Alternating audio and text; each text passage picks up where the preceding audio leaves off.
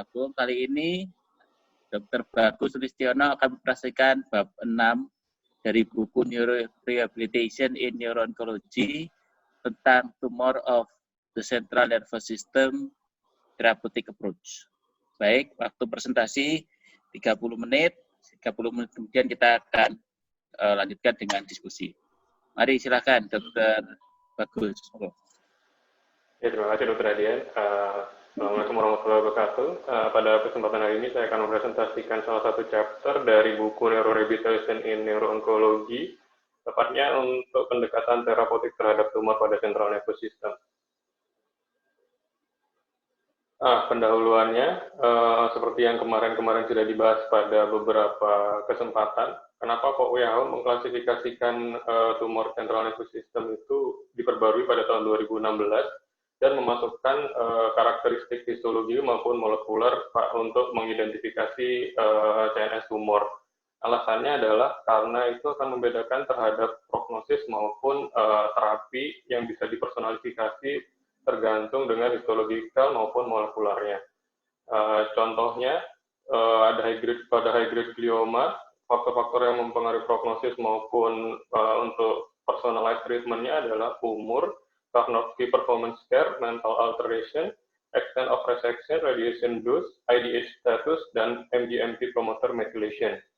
Sedangkan pada brain metastasis yang mempengaruhi prognosis maupun mempersonal penanganannya adalah tumor primernya, jumlah dari fokus metastasis di otaknya maupun aktivitas dari tumor yang ekstrakranialnya. Nanti ini akan kita bahas pada slide selanjutnya. Inilah kenapa kok akhirnya alasan kenapa kemarin itu WHO memklasifikasikan CNS, ada IDH-nya, ada MGMT-nya, dan lain-lain, karena ini tergantung prognosis. Kemudian apa keyword yang penting di buku chapter 6 ini, yaitu progression free survival, overall survival. Untuk progression free survival sendiri ini adalah di mana masa dari waktu dia didiagnosis terkena tumor otak sampai tumor itu tidak membesar, tidak memburuk tidak progresi secara klinis maupun secara radiologis. Kemudian untuk survival sendiri itu adalah angka masa dari waktu diagnosis tumor sampai pasien itu meninggal. Ini nanti yang keyword yang penting pada penanganan tumor otak. Yang pertama adalah glioma. Operasi merupakan manajemen utama pada brain glioma, di mana biopsi maupun reseksi itu adalah suatu hal yang harus dilakukan untuk mendapatkan konfirmasi diagnostik, dan kalau di luar negeri kita bisa melakukan typing, grading, dan molecular characterization. Kalau di sini sepertinya masih belum bisa untuk IDH mutant maupun MGMT methylation statusnya. Kemudian juga bisa melakukan operasi tersebut untuk mengurangi gejala-gejala yang timbul akibat intracranial hypertension atau spinal compression dari masa tumornya itu sendiri. Nah, untuk mendapatkan hasil yang maksimal, operasi pada glioma ini dilakukan untuk memperbaiki gejala kejang pada pasien, terutama pada pasien-pasien dengan low grade glioma.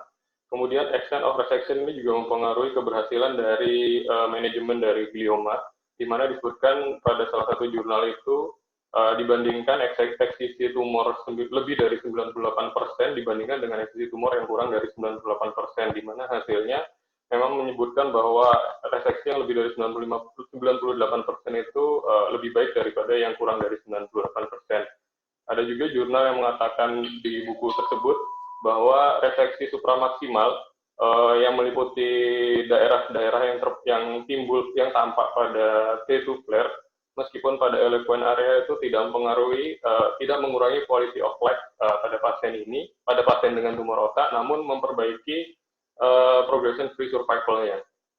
Nah, untuk mencapai hal-hal tersebut, maka dikembangkanlah hal-hal yang di slide yang ini, yaitu dilakukan intraoperative mapping, kemudian aggressive microsurgical resection, kemudian bisa dibantu juga dengan intraoperative magnetic resonance imaging, intraoperative ultrasonografi, maupun fluorescent guided surgery. Hal-hal ini akan membantu tercapainya supramaximal resection with safe surgical margin. Nah, ini adalah standar treatment untuk GBM yang baru terdiagnosis. Standar yang sekarang berlaku adalah reseksi secara maksimal, kemudian diikuti dengan radioterapi dan konkomitan dan adjuvan temozolomid selama 6 siklus, yang biasa kita kenal sebagai stop regimen. Nah, hal-hal yang mempengaruhi prognosis dari GBM yang baru pertama kali didiagnosis adalah status dari MGMT methylation. Karena MGMT methylation ini juga mempengaruhi kerja temozolomid terhadap GBM itu sendiri. Di sini dikatakan bahwa median overall survival-nya pada pasien-pasien dengan yang MGMT methylated adalah 23,4 bulan dibandingkan yang unmethylated 12,6 bulan. Nah, kemudian angka 10-30% ini adalah 10-30% pasien setelah dilakukan radioterapi dan kemoterapi dengan temozolomid ternyata mengalami suatu pseudo progression, di mana pseudo progression ini seringkali tidak menimbulkan gejala dan seringkali disalah persepsikan oleh beberapa klinisi untuk menstop terapi radioterapi maupun kemoterapinya. Nah, itu yang seharusnya tidak dilakukan karena memang 10-30% angkanya terjadi pseudo progression. Kemudian ada di beberapa daerah, di beberapa negara, kata buku ini, yang melakukan kemoterapi dengan temozolomid lebih dari 6 siklus atau meningkatkan dari dosis dari temozolomidnya. Ternyata hal itu tidak memperbaiki overall survival. Kemudian ada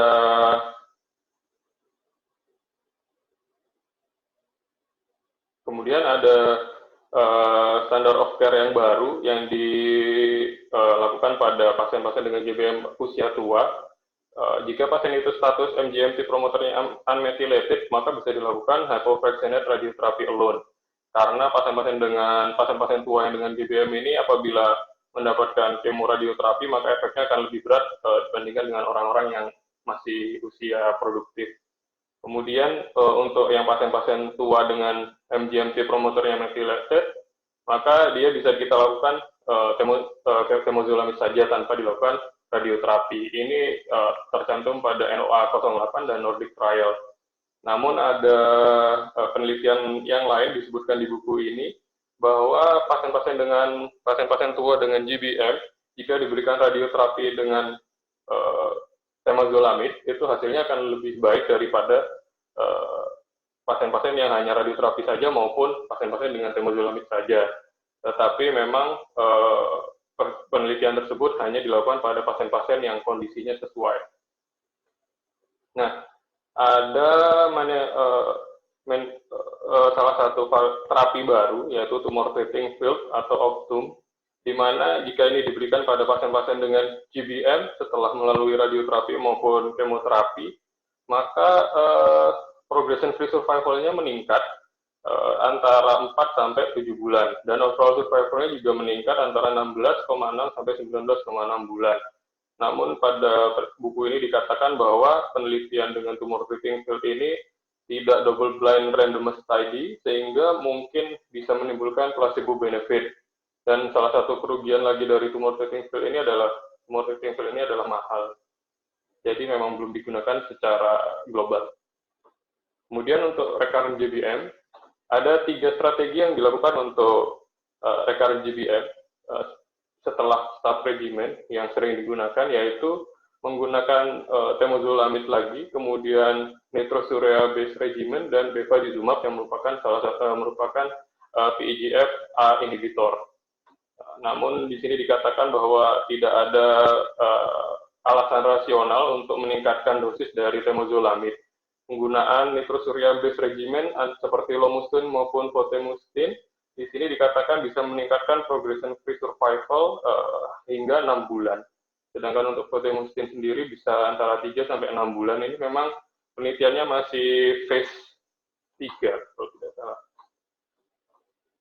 Nah, sedangkan bevacizumab sendiri dia itu efeknya berbagai macam di beberapa fase 3 trial. Memang bevacizumab yang dilakukan di buku ini dikatakan bahwa bevacizumab ini tidak diberikan secara sendiri, namun diberikan bersama dengan nitrosurea base regimen seperti lomustine maupun protimustine. Nah, ada yang mengatakan bahwa efeknya lebih bagus, ada yang mengatakan efeknya tidak banyak bedanya. Namun di buku ini dikatakan bahwa pasien-pasien yang dengan recurrent GBM yang diberikan bevacizumab ini, quality of life-nya meningkat. Itu dikatakan karena hal-hal tersebut akhirnya mengindikasikan penggunaan untuk bevacizumab ini untuk tumor-tumor yang edemanya hebat, sehingga memperbaiki quality of life bevacizumab. Ada juga penelitian yang mengatakan bahwa bevacizumab ini efeknya lebih bagus pada proneural varian dari GBM, namun ini membutuhkan penelitian lebih lanjut. Nah, kemudian terapi lain untuk GBM yaitu imunoterapi. Imunoterapi di sini ada 3 hal yang dilakukan pada GBM, yaitu peptide-based vaccine terapi, kemudian cell-based terapi, dan immune checkpoint inhibitor. Yang pertama dibahas adalah peptide-based vaccine terapi, yaitu ini adalah kita memberikan semacam asam amino yang langsung diberikan kepada pasien. Di sini dikatakan adalah rendopepimut. Jadi ini adalah varian hasil langsung dari imun respon, tidak seperti yang cell-based terapi. Ini diharapkan dia akan menghambat EGFR variannya. Pada penelitian phase 2 trial di sini memang dilaporkan bahwa progression free survival rate-nya maupun overall survival-nya meningkat dibandingkan kontrol, yaitu untuk progression free survival-nya adalah 9,2 bulan, sedangkan overall survival-nya 21,8 bulan. Namun ternyata begitu penelitian ini diulang pada fase 3, tidak didapatkan hasil yang sama seperti fase 2-nya. Kemudian dikatakan bahwa kemungkinan kenapa kok pada fase 3 trialnya ini tidak sebagus phase 2 trialnya hasilnya, karena dikatakan bahwa epidermal growth factor receptor tipe 3 yang ditemukan pada 50% lebih dari GBM nampaknya hilang ketika pasien itu dioperasi kembali, ketika tumornya berprogresi, ataupun memang natural history pada GBM itu sendiri memang EGFR 3-nya ini bermutasi, sehingga pemberian rendopepimut tidak mendapatkan efek yang baik.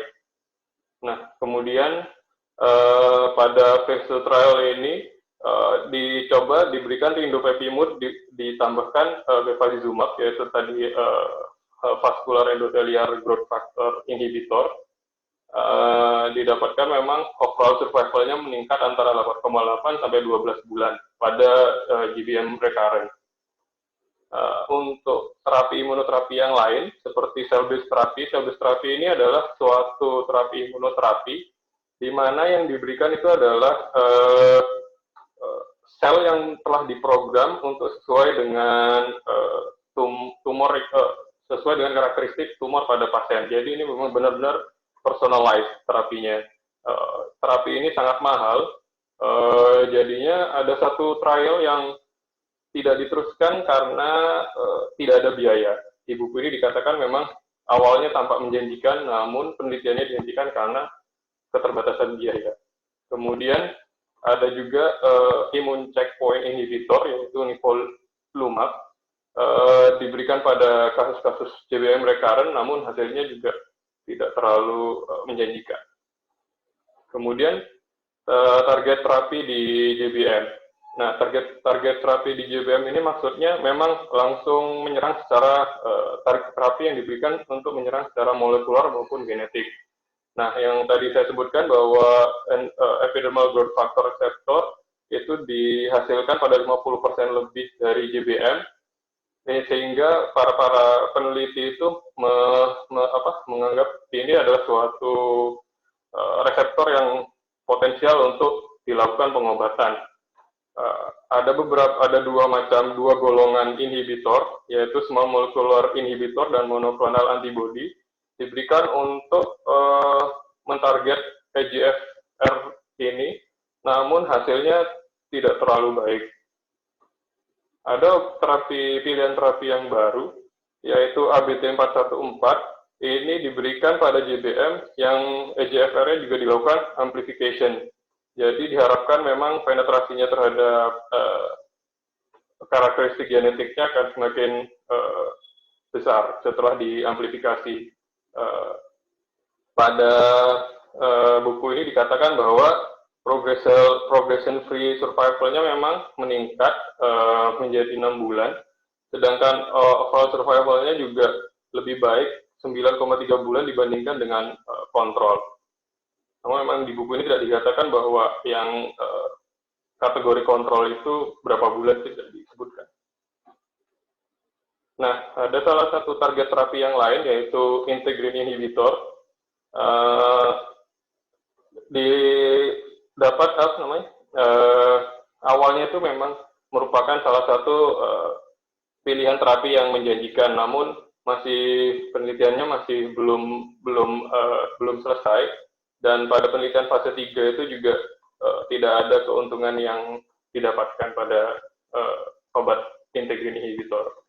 Kenapa kok target terapi pada GBM ini kesulitan untuk mendapatkan hasil yang maksimal?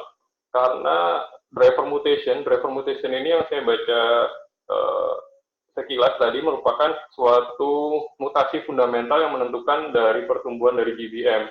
Jika driver mutation itu bisa diketahui, maka memang target terapi ini akan lebih maksimal jika diberikan pada GBM. Namun untuk saat ini driver mutation pada GBM belum diketahui. Nah, setelah glioma yang grade 4, sekarang kita beralih pada anaplastik glioma grade 3. Seperti yang kita ketahui kemarin memang dibagi menjadi dua, untuk yang 1P19Q co-deleted maupun yang 1P19Q intact. Jika 1P19Q co-deleted kan memang kita kemarin kenal sebagai oligodendroglioma. Sedangkan untuk grade 3 masuk pada anaplastik oligodendroglioma. Di sini dikatakan bahwa kemoterapi dengan PCV, procarbazine, CCNU, dan vincristine itu jika ditambahkan pada radioterapi, efeknya cukup menjanjikan. Namun yang menjadi pertanyaan di buku ini, apakah terapi dari PCV ini bisa kita gantikan dengan temozolomid? Hal ini masih dalam penelitian. Di buku ini masih belum disebutkan apakah anaplastik oligodendroglioma ini bisa kita terapi dengan temozolomid ditambah radioterapi. Kemudian karena efek dari kemoradioterapi pada pasien-pasien itu cukup berat, yaitu salah satunya menurunkan fungsi kognitif, maka dilakukan penelitian untuk penggunaan kemoterapi dengan PCV tanpa diberikan radioterapi. Apakah hasilnya akan memperpanjang overall survival tanpa penurunan cognitive dysfunction. Kemudian untuk yang golongan 1P19Q intact ini, ternyata hasil dari penelitian yang dirangkum pada buku ini, dengan penggunaan kemoterapi PCV, tidak ada perbedaan yang berarti antara radioterapi saja maupun radioterapi dengan kemoterapi. Nah, namun kombinasi radioterapi dengan adjuvan temozolomid pada kasus 1P19Q intact anaplastik glioma, progression free survival dan overall survival-nya lebih lama pada pasien-pasien yang diberikan kemoterapi dibandingkan dengan yang hanya mendapat radioterapi. Kemudian untuk anaplastik glioma yang recurrent, memang belum ada guideline yang disebutkan di buku ini, maka pilihannya adalah operasi kedua, operasi lagi untuk mengambil efek masanya, jika memungkinkan dilakukan re-irradiation maupun second line kemoterapi. Nah, ada golongan ornithine decarboxylase inhibitor, yaitu eflornithine, masih dilakukan penelitian untuk anaplastik astrocytoma yang recurrent. Nah, kemudian kan yang sering juga dibahas tentang penggolongan dari tumor otak glioma, yaitu status IDH mutation-nya itu, ternyata IDH mutation ini merupakan salah satu hal yang mungkin dapat dilakukan pengobatan dari status IDS mutation-nya. Namun pada saat ini masih beberapa obat-obatan itu masih dalam status pengujian. Untuk low grade glioma. Nah, low grade glioma ini memang pilihan terapinya kan operasi, namun masih kontroversial apakah butuh radioterapi ataupun kemoterapi. Karena dikatakan di buku ini 50% dari pasien dengan low grade glioma ternyata setelah 5 tahun setelah dilakukan gross total resection itu akan tumbuh kembali. Apakah treatment tambahan harus dilakukan atau hanya butuh observasi? Di buku ini dikatakan bahwa low grade glioma itu dibagi menjadi 2 kategori patient, yaitu low risk patient dan high risk patient. Low risk patient ini jika umurnya kurang dari 40 tahun dan dilakukan gross total resection, tidak ada kejang, dan tidak ada neurological impairment. Pada pasien dengan kategori low risk ini, maka dapat dilakukan observasi dengan MRI. Namun pada pasien dengan high risk kategori, yaitu pada reseksinya yang tidak sempurna, adanya kejang maupun adanya timbul progresi yang dibuktikan dengan MRI, itu akan membutuhkan terapi tambahan. Jika status IDH-nya mutated dan merupakan satu P19Q, yaitu oligodendroglioma, maka tidak ada bedanya pemberian temozolomid maupun radioterapi pada pasien-pasien dengan oligodendroglioma. Namun pada pasien-pasien yang dengan status 1P19Q-nya intact, progression free survival-nya itu lebih bagus yang dengan radioterapi dibandingkan dengan temozolomid. Ini dikatakan inferior with temozolomid, ini maksudnya dibandingkan dengan radioterapi. Nah, kemudian jika dibandingkan dengan radioterapi dan penggunaan kemoterapi PCV, maka penggunaan radioterapi dengan kemoterapi PCV ini overall survival-nya akan meningkat yang secara statistik signifikan dibandingkan radioterapi saja. Nah, timbul pertanyaan dari buku ini, apakah jika kita melakukan kemoradiasi pada pasien-pasien dengan low grade glioma, yang maksudnya high risk patient ini, apakah itu worth it dibandingkan dengan resiko timbulnya defek kognitif, penurunan fungsi kognitifnya. Itu yang perlu dipertimbangkan oleh klinisi-klinisi yang memutuskan untuk meneruskan pasien dengan high risk low grade glioma ke jenjang kemoradioterapi. Nah, kemudian bagaimana untuk menangani pasien-pasien dengan low grade glioma yang IDH statusnya wild type, di mana dikatakan pada buku ini bahwa pasien-pasien dengan low grade glioma yang IDH statusnya wild type itu cenderung lebih bagus prognosisnya jika diterapi sesuai dengan protokol high grade glioma. Yang selanjutnya adalah meningioma. Meningioma ini adalah merupakan kasus tumor otak non-glial yang paling banyak terjadi di otak. Namun, evidence base yang membahas tentang meningioma ini tidak terlalu banyak dibandingkan dengan tumor-tumor otak jenis lainnya. Namun, European Association of Neuro-Oncology ini telah melakukan guideline untuk terapi pada pasien meningioma.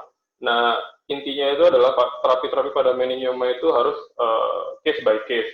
Di sini disebutkan poin-poin rekomendasi dari diagnosis, treatment maupun follow up-nya. Yang penting mungkin dari treatment-nya itu adalah jika treatment itu diindikasikan pada meningioma berapapun WHO grade-nya, operasi adalah pilihan utama. Target operasinya yaitu Simpson grade 1, kemudian radiosurgery bisa dilakukan pada WHO grade 1 meningioma yang kecil dan lokasinya sulit dijangkau dengan operasi. Kemudian pasien-pasien dengan meningioma WHO grade 2 yang tidak tuntas direseksi harus mendapatkan radioterapi fractionate. Sampai saat ini memang tidak ada obat-obatan kemoterapi yang dapat menangani meningioma refraktor. Kemudian bab selanjutnya itu ependymal tumor. Pada epidemiol tumor ini adalah terapi utamanya tetap operasi dan total reseksi.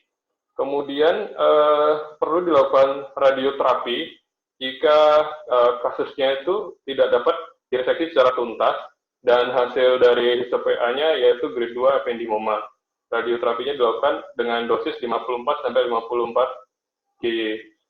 Kemudian jika didapatkan WHO grade 3, apapun jenis reseksinya, baik komplit maupun inkomplit, dosis radioterapinya ditingkatkan menjadi 60. Kemudian diperlukan juga radioterapi kraniospinal 36 dan dosis 36 jika didapatkan CSF dissemination dengan tambahan radioterapi 45 sampai 54 pada lesi-lesi yang focal lesion. Nah, apakah pasien-pasien dengan ependimoma itu membutuhkan kemoterapi? Ternyata memang untuk pasien-pasien dengan recurrent ependimoma ini, pada pasien-pasien recurrent ependimoma dewasa, peran dari kemoterapi ini masih belum bisa dibuktikan. Namun bisa diberikan jika terapi-terapi yang telah diberikan di atas tadi, baik operasi maupun radioterapi, telah dilakukan dan merupakan pilihan terakhir, bisa diberikan kemoterapi. Untuk follow-up-nya, diperlukan follow-up dengan craniospinal MRI. Kemudian yang selanjutnya adalah medulloblastoma. Pada medulloblastoma ini tetap eksisi secara maksimal, craniospinal irradiation dan kemoterapi adalah first line treatment. Dibagi menjadi 3 di sini, yaitu pasien dengan usia kurang dari 3 tahun, yang di tengah ini adalah 3 sampai 5 tahun, kemudian pada pasien dengan pasien dewasa maupun pasien dewasa muda. Pada pasien kurang dari 3 tahun, karena memang efek dari radiasi itu cukup buruk untuk fungsi kognitif ke depannya, maka pada pasien-pasien kurang dari 3 tahun ini terapinya menggunakan radiation sparing approach dengan lebih menitik beratkan pada kemoterapinya. Sedangkan pada pasien-pasien usia 3 sampai 5 tahun juga dibagi menjadi 2, pada pasien high risk patient dan low risk patient yang dikategorikan dengan residual tumornya ataupun ada atau tidaknya metastatik penyebaran secara metastasis, itu dikategorikan sebagai high risk patient. Pada high risk patient ini diberikan craniospinal irradiation dan juga ditambahkan boost pada posterior fossanya. Kemudian dilanjutkan dengan kemoterapi. Sedangkan untuk low risk patient tetap diberikan craniospinal irradiation, namun dengan dosis yang diturunkan, kemudian dilanjutkan juga dengan adjuvan kemoterapi. Nah, pada pasien-pasien dewasa muda ini, karena pasien-pasien dengan dewasa muda ini, medulloblastoma lebih sering pindahnya pada hemisfer cerebellum. Jadi biasanya total resection itu lebih dapat dikerjakan pada pasien-pasien yang dewasa muda. Kemudian hanya radioterapi yang dikerjakan pada pasien-pasien dengan medulloblastoma yang berhasil dilakukan total resection. Untuk pasien-pasien yang tetap ada residual disease-nya dan ditambah dengan metastatic spread pada kategori high risk, bisa ditambahkan kemoterapi. Kemudian yang menjadi pertanyaan adalah bagaimana dengan kategori medulloblastoma pada klasifikasi WHO 2016 yang membahas tentang wingless, sonic headshot, dan TP53 mutation, maupun yang non-winglet maupun non-sonic headshot. Nah, di sini memang untuk terapinya tidak ada perbedaan, namun untuk prognosisnya memang yang wingless ini lebih baik dibandingkan yang kategori yang lain. Sedangkan untuk approach treatment yang baru untuk sonic headshot ini ada obat-obatan baru yang dikembangkan untuk menghambat sonic headshot pathway. Namun memang penelitiannya masih berjalan sampai saat ini. Yang terakhir adalah brain metastasis. Untuk brain metastasis ini sendiri dapat dilakukan surgical section maupun stereotactic radiosurgery jika pasien-pasien itu dengan oligometastasis, yaitu yang harus mempertimbangkan jumlah, lokasi, dan ukuran dari brain metastasis, gejala simptomatisnya, kemudian patient preference dan physician expertise juga dimasukkan sebagai sesuatu yang harus dipertimbangkan untuk melakukan surgical resection maupun stereotactic radiosurgery. Di sini dikatakan bahwa stereotactic radiosurgery post surgical resection itu bisa meningkatkan cognitive outcome dan mempreservasi quality of life dan functional independence. Namun yang perlu digarisbawahi di sini memang post-operative stereotactic radiosurgery ini dilakukan apabila memang operasinya itu hanya menyisakan sedikit dari metastasisnya. Kemudian ada satu modalitas terapi yaitu whole brain radiotherapy yang telah dikembangkan dari tahun 1950. Ada memang di situ dikatakan bahwa terdapat peningkatan dari neurological function maupun radiological response pada pasien-pasien dengan pemberian whole brain radioterapi. Namun pada phase 3 trial-nya tidak ada perbedaan dari overall survival maupun quality of life-nya. Jadi di sini dikatakan bahwa memang whole brain radioterapi setelah operasi maupun stereotactic radiosurgery ini kegunaannya terbatas. Karena memang whole brain radioterapi ini, karena seluruh otak yang dilakukan radioterapi, dia akan mempengaruhi fungsi dari kognitif. Di sini setelah dilakukan scoring dengan SRQOL test, ternyata memang nilainya lebih buruk yang dilakukan whole brain radioterapi dibandingkan yang tidak. Jadi dari EANO guideline, WBRT ini hanya direkomendasikan sebagai terapi paliatif. Nah, untuk kemoterapi pada brain metastasis ini memang responnya itu tergantung dari tumor primernya. Di sini dikatakan bahwa untuk melanoma bisa diberikan alkylating agents, selective inhibitor untuk BRAF dan MEK, kemudian selective blocker untuk CTLA4 dan PD1. Untuk lung cancer ini bisa diberikan platinum compound, permetrexate, dan obat-obatan lain ini, dan bisa juga diberikan EGFR tyrosine kinase inhibitor maupun anaplastic lymphoma kinase inhibitor. Untuk breast cancer bisa diberikan memang ini obat-obatan kemoterapi yang untuk kanker payudara. Sedangkan memang untuk breast cancer ini sendiri memang ada yang kategorinya termasuk HER2 positif, ini bisa diberikan trastuzumab, emtansine, dan pertuzumab. Kemudian ada juga obat baru yang lebih poten terhadap HER2 plus inhibitor ini, yaitu neratinib. Tapi memang di buku ini tidak terlalu banyak dibahas tentang pemberian kemoterapi yang sesuai dengan tumor primernya. Sekian dokter, terima kasih. Oke, terima kasih. 30 menit lebih dikit. Terima kasih, Dokter Bagus. Mungkin ada pertanyaan dari panelis, silakan. Dokter Asadullah. Siap, Mas Bagus mau menanyakan mengenai yang slide yang mengenai Nomor berapa? Mengenai perbandingan temozolomid dengan PCM, dok. PMC, dok. PCV, maaf. PCV. Iya. Kalian kan dapat anunya ya, PDF-nya ya. Dapat, dok. Lihat aja itu ada halamannya di pojok kirinya. Oke, dok. Ini mengenai di buku ini, Pertanyaannya apa? oh, mengenai di buku ini masih menjadi sebuah perdebatan mengenai temozolomid dan PCV, dok.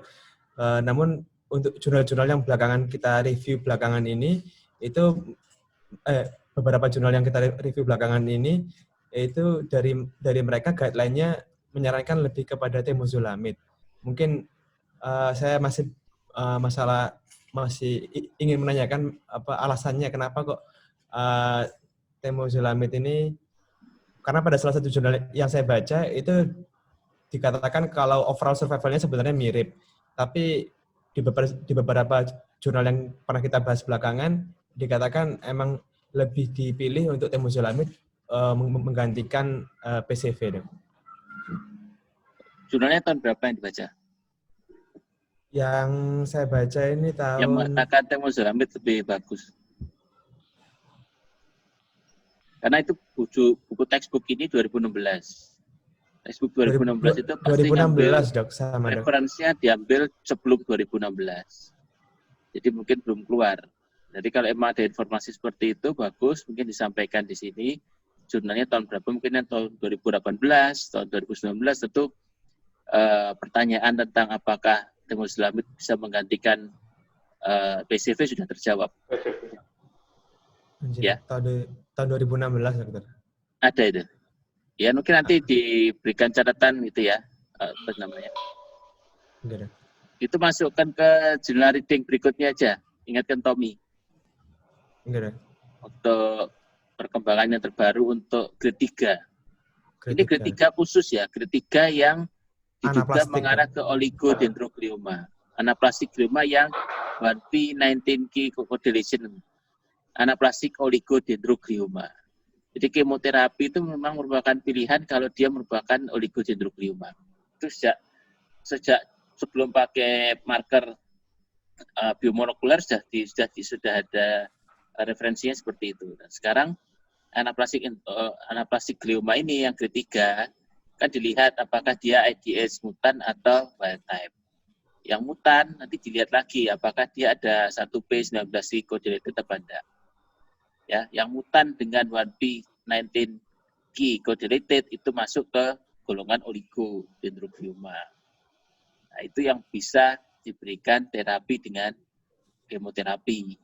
Memang klasik itu dengan PCV. Jadi kalau ada data terbaru tentang temozolomid, jurnalnya tolong di-share di grup, nanti kita jadikan jurnal reading untuk minggu depan. Belum ada ya, jurnal untuk minggu depan belum ada jurnal readingnya kan? Oh sudah 2 ya, kemoterapi semua kan itu nanti ya? Enggak ada.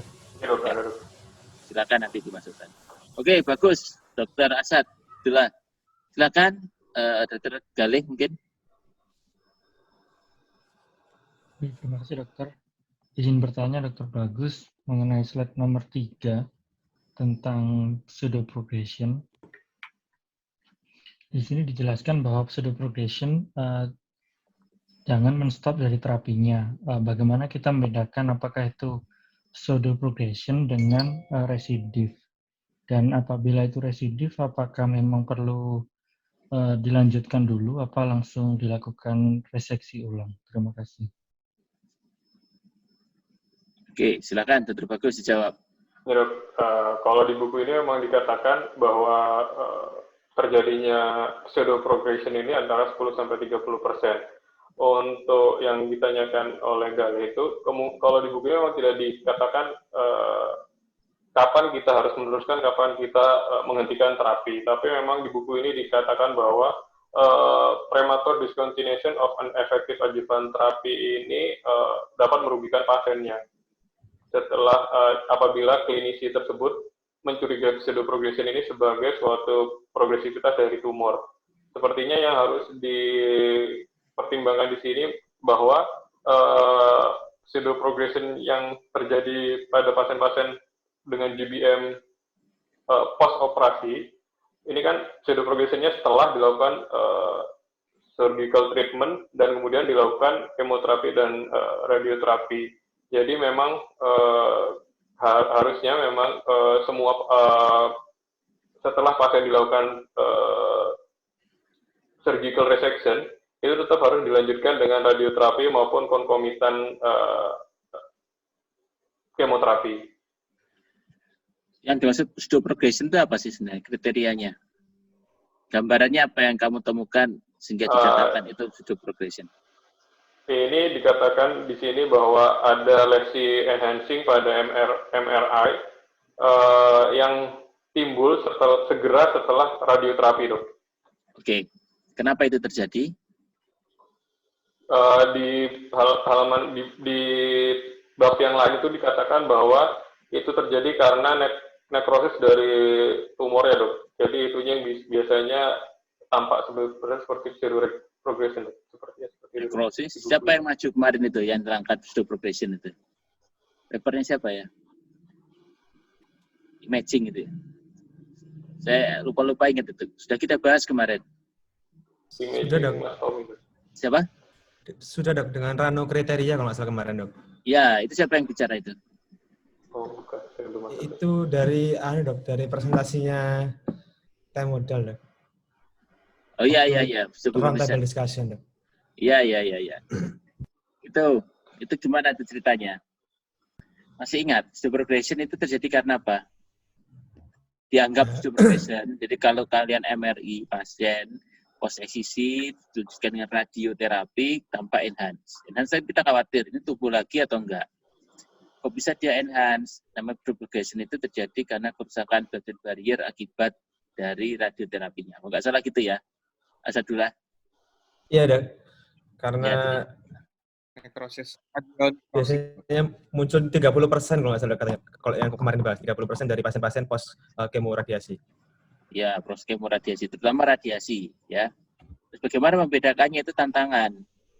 Bagaimana cara kita membedakannya? Di situ kemarin dikatakan. Katakan sih sebenarnya diagnosisnya itu ada yang bilang bisa dengan MRI perfusion, DWI atau spektroskopi, cuman itu sebenarnya nggak signifikan dok. Jadi yang bisa kita lakukan hanya melihat klinis dan MRI serial. Kalau dia membaik dengan sendirinya berarti dia pseudo progression. Oke, apalagi? Kalau dari Rano kriteria ini memang dibagi menjadi beberapa dok. Dari Jadi gambaran. saya tampilkan itu Rano kriterianya itu untuk mereview kita. Ini dok, seperti ini. Mana? Ini dari slide-nya yang dengan T-model kemarin? Bukan dok. Ini saya cari di Google dok. Yang slide-nya T-model kemarin ada yang punya nggak? Bentar dok, saya cari dulu dok. Saya sendiri lupa. Itu saya yang presentasi ya. Agak lupa. Oke, tapi intinya bahwa pseudo progression itu penting dibedakan karena belum tentu itu gagal. Ya, maka ada beberapa cara. Salah satu caranya yang penting itu adalah melihat perkembangannya. Ulang MRI-nya. Tapi jangan di-stop terapinya, ulang dulu. Terus terapi yang lanjutkan, ulang dalam beberapa bulan ke depan. Kalau dia itu tidak bertambah, berarti itu pseudo progression. Tapi kalau dia itu bertambah, berarti itu memang kemunculan. Ya. Dok, boleh tanya dok. Tadi Dokter Radian menyebutkan bahwa boleh mengulang terapinya dok, tapi di buku ini melanjutkan. Dok, melanjutkan. Melanjutkan. Soalnya, untuk menambah dari lama maupun dosis dari temozolomid tidak ada alasan rasional ya. Itu menghentikan sebelumnya. Jadi misalnya 3 bulan kamu foto terus muncul stop itu. Nah, itu yang nggak boleh. Jadi harus dilanjutkan. Oke.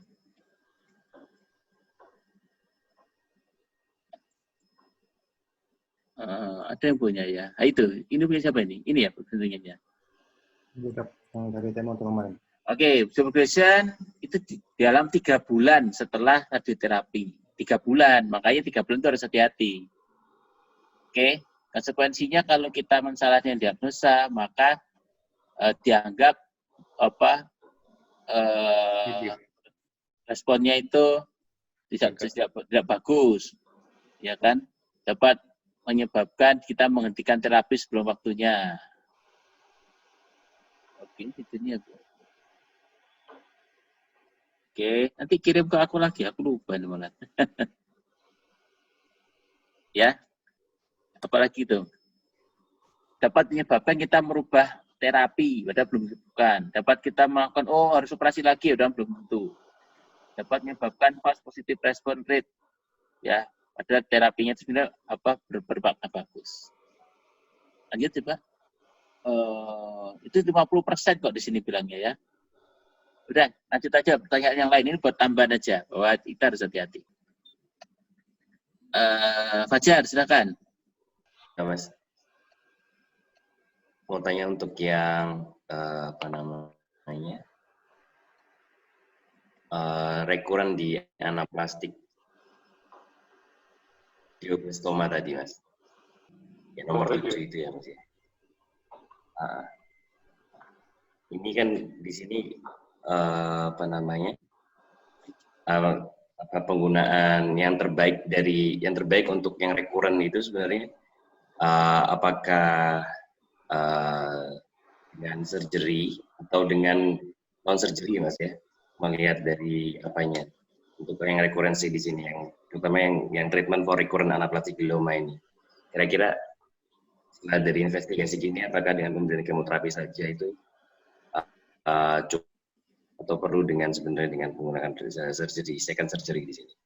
Nah, ya memang untuk buku ini, kembali kepada buku ini yang tadi diterbitkan pada tahun 2016, sampai saat buku ini terbit, di sini dikatakan bahwa terapi utama untuk recurrent anaplastic glioma itu dititik beratkan pada second surgery. Kemudian apabila memungkinkan, bisa dilakukan re-irradiation maupun kemoterapi. Kalau untuk jurnal-jurnal yang di luar buku ini kemungkinan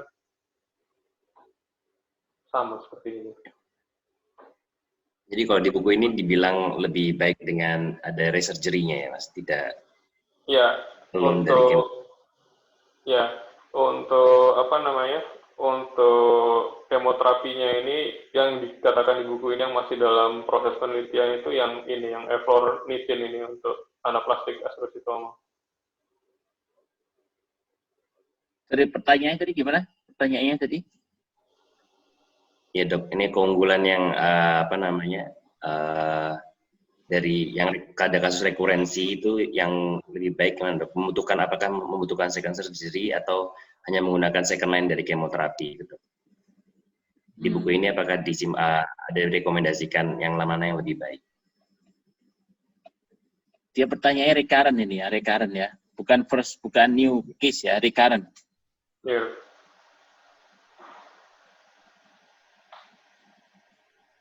Jadi katanya Jadi kalau di sini di kalimatnya di bawah itu kan, treatment for recurrent anaplastic glioma is poorly codified and relies on a second surgery.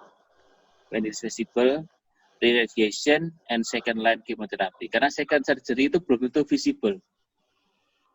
Pertanyaan kata kuncinya itu second surgery when it is visible. Jadi kalau bisa dioperasi, disinar ulang atau second line chemotherapy. Irradiation juga harus kita lihat total dosnya itu sudah dapat berapa. Karena dokter radioterapi juga akan menghitung berapa lama dia dapat sebelumnya, kemudian dosisnya dulu berapa, dia harus menghitung total dosnya, kira-kira itu justru bagus atau nanti jadi nekrosis nggak karu-karuan gitu. Ya, saya ada beberapa kasus itu justru efek sampingnya yang muncul, bukan manfaatnya. Kalau disinar tanpa kita mempertimbangkan itu dosisnya tadi ya, mungkin sudah dipertimbangkan. Cuma neurotoxicity-nya itu tetap besar, efek sampingnya nggak kecil. Itu yang perlu disampaikan. Nah, second line kemoterapi itu terus terang berdasarkan harus kerjasama dengan hemato-onko yang mungkin mereka lebih pengalaman dengan regimen-regimen ini. Karena belum tentu obatnya itu ada. Ya, prokarbasin itu belum tentu ada itu. CCNU yang nggak ada ya. Jadi kita baca di sini macam-macam begini, tapi belum tentu obatnya ada juga di Indonesia. Mungkin tambahannya. Dokter Zaini masih bergabung dengan kita, mungkin mau memberikan pendapat. Ada dok. Silakan Dokter Zaini. Saya cuma pengen lihat yang slide 3 lagi dok. Slide 3 silakan. Tentang MGMT. Soalnya kemarin tahun lalu kan saya di Fornas itu berdebat masalah MGMT ini dok. Okay. Jadi kemarin waktu dulu itu harus ada MGMT dulu, baru formulir nasional itu boleh memberikan T-modal, meng-ACC pemberian T-modal. Tapi kan masalahnya MGMT ini tidak ditanggung BPJS pemeriksaannya. Jadi, nah ini apakah saya salah nih? Saya memaksa mereka untuk meng-ACC tanpa pemeriksaan MGMT. Ada di sini kalau ini gimana nih? Kalau MD-nya unmethylated dengan T-modal gimana, Dok? Oke, itu ada Kaplan-Meier-nya, saya lupa, di punyanya T-model juga itu. Jadi memang secara signifikan dia mengatakan prognosisnya akan lebih bagus pada pemberian temozolomid dengan MG methylation-nya. Namun dikatakan sebenarnya tidak istilahnya itu saya lupa grafiknya ya. Pemberian temozolomid, coba ada yang punya slide-nya nggak ya? Saya cari-cari belum ketemu. Sorry ya, Zin. Lihat slide-nya dulu itu, aku lupa itu. Dari ini loh, dari guideline-nya Mas. Jadi kemarin tuh keputuskan tanpa NJNT dibolehkan gitu, Dok. Guideline-nya itu juga nggak pakai kok nggak salah. Guideline-nya. Sesuai dengan NCNN-nya, Zin. Nggak apa-apa ya. Jadi aman aja ya. Enggak, dari NCNN-nya sudah jelas karena saat ini kan obat agen kemoterapi yang paling efektif adalah temozolomid. Ya. Nah, sedangkan mau MGMT-nya unmethylated atau methylated itu tidak ada obat kemo yang lainnya. Jadi dari NCNN pun mau dia positif apa mau metilasi mau unmetylasi tetap dikasihkan temozolomid. Oke. Berarti keputusannya udah benar ya. Karena pemeriksaannya sudah tidak ditanggung, itu yang repot. Cuma nanti masalahnya kan di prognosis. Yang berbeda di prognosis, tapi pemberiannya sama, maksudnya beda. Temozolomid kemungkinan besar dengan terapi yang penuh itu jelek hasilnya. Nah, kita bisa ngomong dari awal gitu. Oke. Tinggal yang perlu saya koreksi cuma redaksi dari pemberiannya, Mas Ibi. Yang kemarin itu kan dibilangnya atau. Sebenarnya waktu itu disampaikan pada rapat itu, atau itu masalah dosisnya, bukan masalah pemberiannya. Jadi, tapi karena ada atau, maka BPJS yang verifikator itu nggak mau ya, Mas Ibi ya? Ya, jadi yang bermasalah itu kalimat atau itu. Ya atau waktu itu dianggap kalau dapat konkomitan nggak perlu diberikan ajuvan, atau diberikan ajuvan nggak perlu konkomitan, itu yang salah. Padahal lagi rapat waktu itu disampaikannya. Mereka hilangkan tuh ini loh. Ataunya ya. Ya harusnya kata-katanya terapi ajuvan sekian dan terapi itu dengan dosis sekian gitu. Sorry waktu itu.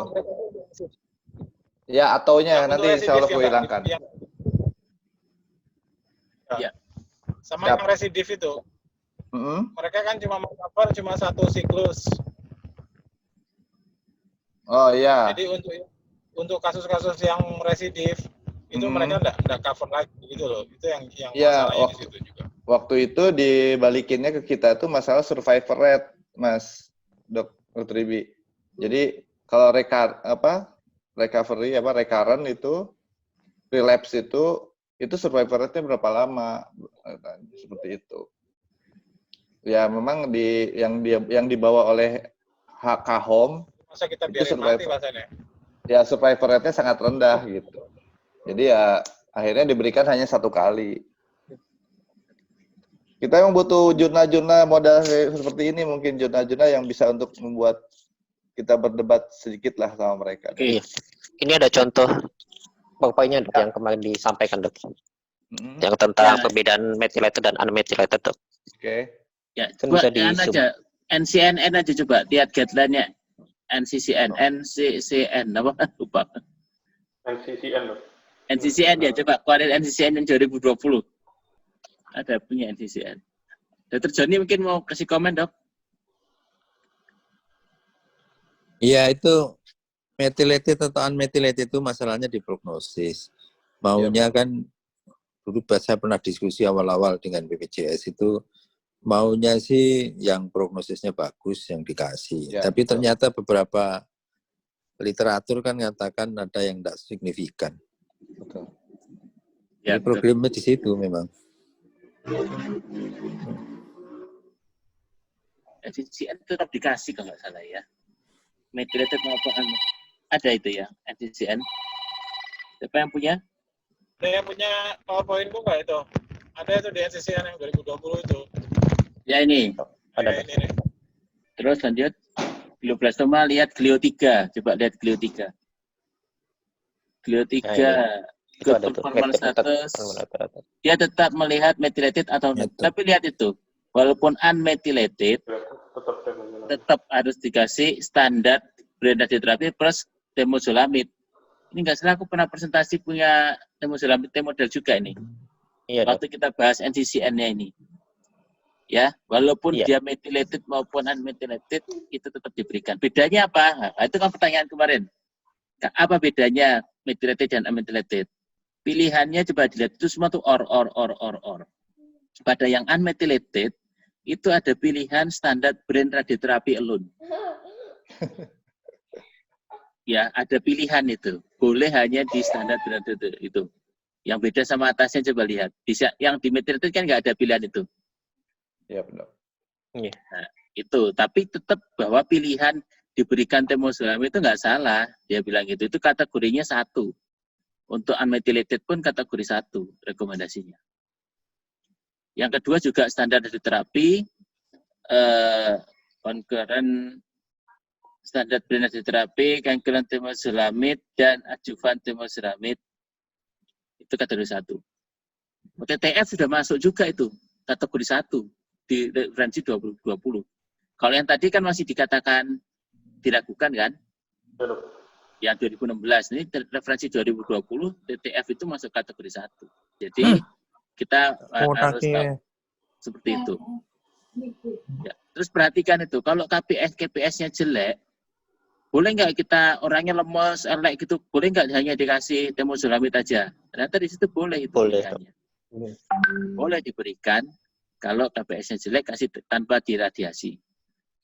Tapi diradiasi juga boleh hypofractionated, nggak boleh banyak-banyak. Dengan ditambah adjuvan concurrent or adjuvan temozolomid. Ya, jadi masih bisa Zen. Nanti kita lihat referensi, coba kalau mau tahu itu, lihat kategori 1 yang bawah itu, ada NRSU, itu apa keterangannya? Coba turun di bawah sedikit, N. Si Principle of Brain and Spinal Cord Tumor Systemic Therapy. Ya, nanti kamu lihat itu, coba dibaca lagi ya. Oke. Jadi methylated pokoknya tetap disarankan. Ya, intinya di Fornas itu benar, berarti saya nggak mengabaikan tesnya itu, Dok. Intinya. Saya udah abaikan. Tinggal yang kata-kata atau itu, Dok. Ya. PR-nya untuk bulan Desember nanti, Dok. Oke. Terima kasih. Siap, Dok. Terima kasih, Dok. Waktu kita tinggal 15 detik. Oke. Terima kasih Dr. Zaini, terima kasih Dr. Joni, Dr. Irwan yang sudah berpartisipasi di acara Executive Briefing malam ini. Terima kasih untuk Dr. Bagus atas presentasinya. Banyak hal yang harus kita baca, banyak hal baru yang terus muncul. Jadi pada saat kita mencermati suatu jurnal, tolong dilihat tahunnya juga. Apa yang disampaikan Dr. Bagus itu textbook tahun 2016. Sudah 4 tahun yang lalu. Dan dia pasti mengambil referensi lebih lama. Pada saat kita menemukan jurnal baru dengan informasi yang berbeda, di situ nilai kebaruannya. Berarti ada sesuatu baru yang ditemukan. Ya, oke, terima kasih. Mohon maaf jika ada salah kata. Kita akan bertemu di acara ilmiah divisi neuroonkologi berikutnya. Selamat malam. Wassalamualaikum warahmatullahi wabarakatuh.